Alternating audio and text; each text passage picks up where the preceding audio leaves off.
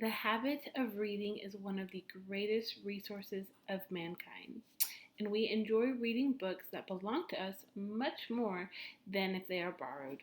A borrowed book is like a guest in the house. It must be treated with petulousness, with a certain considerate formality. You must see that there is no damage, that it must not suffer while under your roof.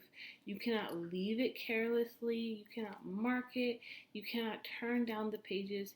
You cannot use it familiarly. And then, someday, although this is seldom done, you really ought to return it.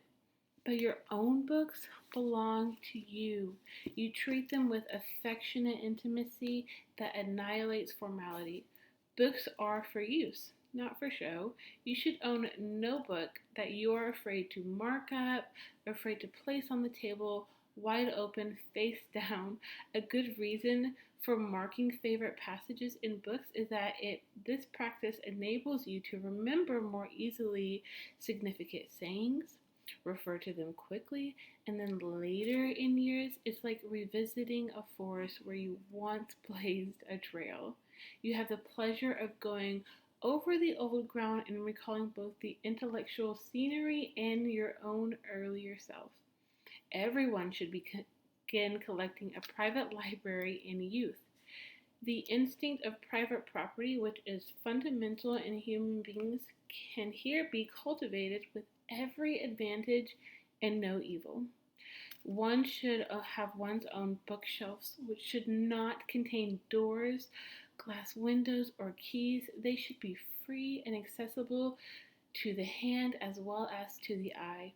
The best mural decorations is books. They are more varied in color and appearance than any wallpaper. They are more attractive in design, and they have the prime advantage of being separate personalities. So that if you sit in a room alone in the firelight, you are surrounded with intimate friends. The knowledge that they are in plain view is both stimulating and refreshing. You do not have to read them all. Most of my indoor life is spent in a room containing 6,000 books, and I have a stock answer to the invariable question that comes from strangers. Have you really read all of these books? Some of them twice. This reply is both true and unexpected. There are, of course, no friends like living, breathing, corporal men and women. My devotion to reading has never made me a recluse. How could it? Books are of the people, by the people, for the people. Literature is the immortal part of history. It is the best and most enduring part of personality, but book friends have this advantage over living friends.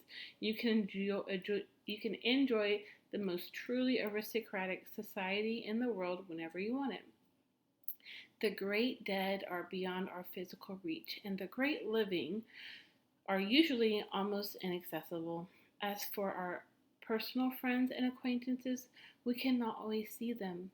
Perchance they are asleep or on a way on a journey, but in private library you can at any moment converse with Socrates, or Shakespeare, or Carlyle, or Dumas, or Dickens, or Shaw, or Barry, or Galsworthy. And there is no doubt that in these books you see these men at their best. They wrote for you. They laid themselves out. They did their ultimate best to entertain you, to make a favorable impression. You are necessary to them as an audience is to an actor. Only instead of seeing the mask, you look into their innermost heart of hearts.